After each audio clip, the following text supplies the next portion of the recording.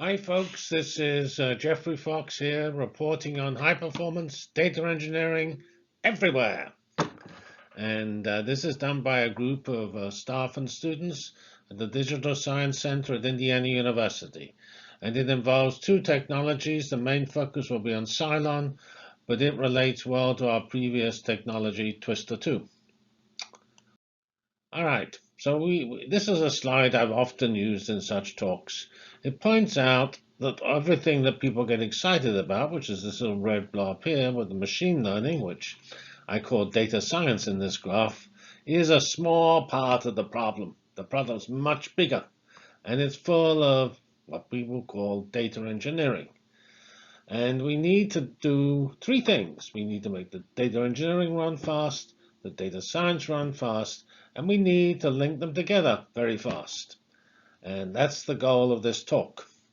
And it's sort of non-trivial, just because it's a big problem, but also because there's some special features which make it hard. Namely, most of what I call data engineering is the home of Hadoop and Spark and even Twister 2, which are Java-based systems, whereas most of that thing called machine learning code is C++, Python, R.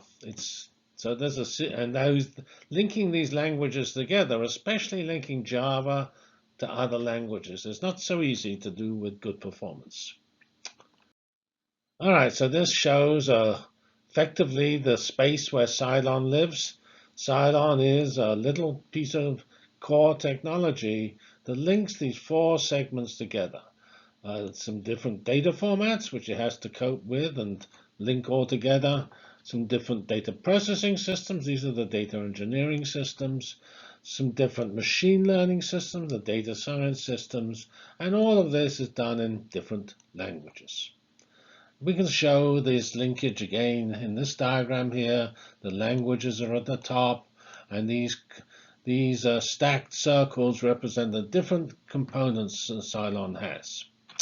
So, and at the bottom we need to run on technologies that span Slurm for HPC, to DAS for Python, to Yarn and Kubernetes for big data, and of course we need to link with MPI. Okay, let's see where we go from here. This is another way of looking at the linkage between data science and data engineering. We have data science in the middle here. This is the inference and training ecosystem with PyTorch, TensorFlow, Apache MXNet, and covering training and inference.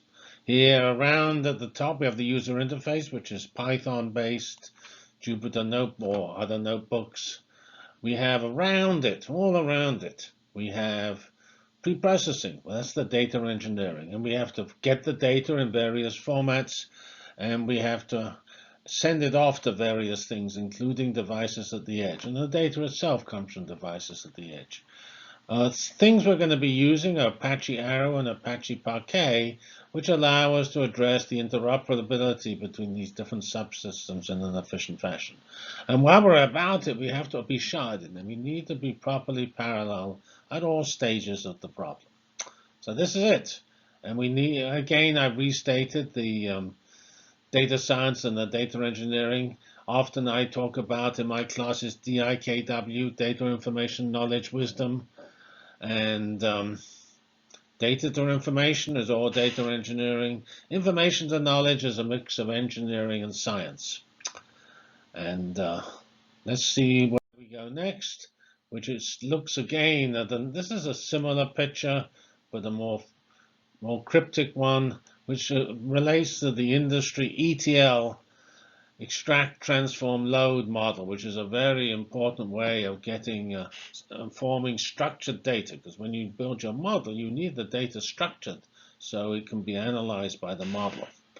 And that ETL transformation is what the data engineering has to do. Well, the load part of it has to be, is the link between data engineering and data science. And here we have our magic thing, tensors. And we need to support tensors, which sort of means we have to support NumPy, because most of the tensor interfaces are built around NumPy or pandas in a Python world. And we have to do all of this for research and production, and actually the ratio here of engineering to science varies drastically. When I used to do particle physics experiments, we spent years on the data engineering stage because everything had to be calibrated. It was always wrong. And the fun thing, which was discovering the Higgs, well, I wasn't involved in the discovery of the Higgs, but I was involved in similar type of studies, searching for new effects and scattering experiments. And that's actually really simple technology and runs quite fast compared to the complex data engineering to marshal all the data in a structured fashion. Here's another nice view of this. I like these pictures. Two ecosystems. We really need to address these two ecosystems. These are beautiful ecosystems. Here we have the data engineering ecosystem: Hadoop, Flink, Spark, Java, Twister2, Apache Stalin, Beam. We like Beam. It's an important Apache data flow system coming from Google Cloud Data Flow.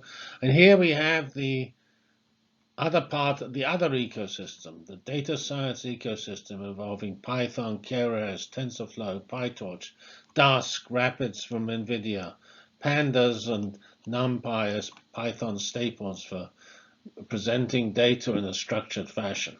And as we said, our goal is high performance on the left, high performance on the right, and high performance in the middle between them. And we've already done that with Twister2, and because Twister2 was effectively redesigned from scratch. We started with Twister, Spark soon eclipsed Twister, and then we sort of sat quiescent for a little while. Then Twister2 re-engineered all of those big data processing technologies that have HPC built in. And here is another way of looking at this with the Twister2 highlighted in the data engineering ecosystem, and here's Cylon, which links the data engineering to the data science, where the data science both sides actually have these operators. Spark's great success is its RDDs are very successful, and those data sets are very important, and also in operators. And those operators are run by Twister2 with T-sets in a much faster fashion. I note that coming back to Beam, there are 5 engines which support fully Beam, and Twister2, Spark, Flink, Samza, and Google Cloud Data Flow are those 5. So Twister2 was just admitted into this Beam club. Here are just the last time. Effectively, we need to look at the data engineering ecosystem. Here we have some Twister2 benchmarks showing Twister2 running natively. Twister2 can natively run data science, and in fact, when it does that, in future because we only just got Cylon, it will run Cylon as the engine that does the data science. But previously, it used its own native fashion. Here we have multidimensional scaling, k-means, that's dimensional reduction, clustering, and support vector machine classification, which are run in parallel on Twister2, a native MPI implementation, and Spark. And Twister2 has the programmability and structure of a big data system, but the performance of MPI, as you see here. Twister2 and MPI are roughly the same, and Spark is substantially slower. So, as we've stressed, most data engineering frameworks are written in Java, and we need to try to get that to run well on HPC. And that's not so trivial. I once had a project trying to make Java run fast, and we did do quite a lot of work in that regard, but it's typically doesn't perform as in the same class as a good C++ native implementation. And we need, of course, everything to scale. We need to support the Python, and we need to compare with these systems: Pandas, Modin, PySpark, and that's because these have high productivity. Here is the Cylon architecture. We have the language APIs at the top. We have the data loaders coping with the different formats and using Apache Arrow to provide interoperable high-performance storage using Parquet on disk. And then we have these distributed operators, which are either run locally or over the network using classic MPI-style technology, where we're going to add UCX to that. And the R's run, of course, on either TCP or InfiniBand networks. So, as I said, it uses Parquet and Arrow, which actually originally I think come from the things like Hive, but they are very fast in-memory and storage data structures. And we need to work with pandas and NumPy, and we have zero copy data transfers. None of this copy A to B to B to C, C to D, D to E. We have something which is sort of obvious. Maybe I think it should be called a tensor API, because tensors are what we need for deep learning. But anyway, it's a table API that fits with pandas and NumPy, because an array is essentially a generalized table. And that is our abstraction to be able to support ETL. And then we have these operators, join, union, intersection, difference, product, and project, which run on top of this table API. And we currently support the joins, and we're working on the other operators. And Cylon is entirely written in C++. We came across Cylon by struggling with how on earth we could make Twister2 run well in the TensorFlow PyTorch environments that most of our work was being doing. And I say Cylon can be viewed as the high-performance kernel of Twister2, but it runs equally well with Spark. The next 4 slides justify our assertion that Cylon has as wonderful performance. And we're currently looking at these join operators, which we implemented first. We have 2 tables, left and right, 2 million records per process, and this slide here is weak scaling. Fix the number of records per process, scale up the number of processes, and you can see we get pretty reasonable answers up to about 100 workers. Obviously, we can work on improving this, but this is where we are at the moment. We're running these on a small Xeon Platinum 8160 cluster with 10 nodes, and it's got SSD on each node and 40 gigabits bandwidth network. Here's strong scaling with 200 million records per table, not per process, as in the previous one. We have 160 processes and there's a maximum, and we again have the same cluster, and now we have the 2 versions of Cylon, either with the hash or the sort for the join, and we have Spark and Dask. And you can see Dask just doesn't really make it, and Spark is significantly slower than the Cylon, whichever version of Cylon we use. And here we have both join and union. Okay, here is another comparison. We take the same type of thing we were doing on the previous slide, but look at giant size data sets, 10 billion records per relation. And we have here the Cylon, Spark, and the ratio. And as we get to the very largest system with 10,000 million rows, we have that Cylon is running 4.5 times faster than Spark.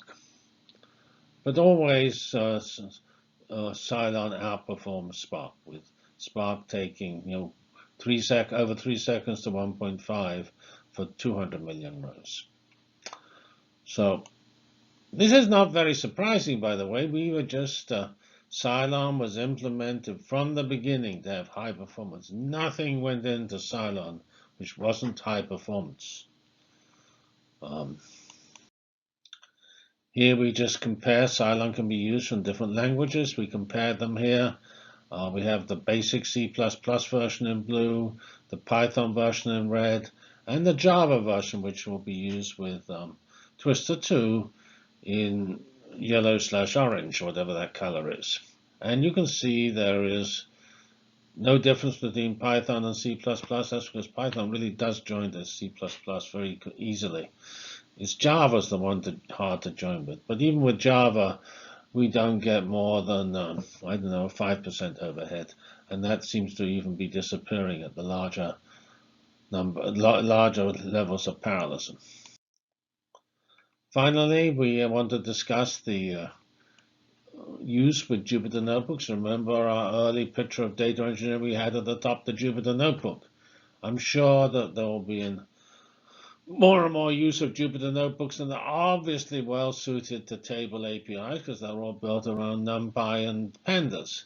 And so here we have, we've linked it well with the NumPy and tensor abstractions, and we provided library endpoints to load data from NumPy, PyArrow, and Pandas, and we also support Jupyter Notebooks with the distributed computing model, shown at the bottom here. Up the top, we show these different inputs going to different outputs, because we want to support multiple data formats. And in the middle, PyCylon, which is the Python interface to Cylon, will do all these operators, which I just showed you. It runs quite fast. So our future work will focus on the Python side and on the integration side, because we have to do both. The Java ecosystem is pretty solid in our opinion and well established. Then on the Python, we want to look at UCX to improve the communication performance and capabilities. We want to integrate with DAS, which is very popular in the Python world. We need to work better on supporting Modin, and we need to link with NVIDIA's effort to integrate CUDA with data frames. And we also want to increase the number of applications we can offer. And for integrating, we just need to accelerate Twister 2 with the Cylon capability.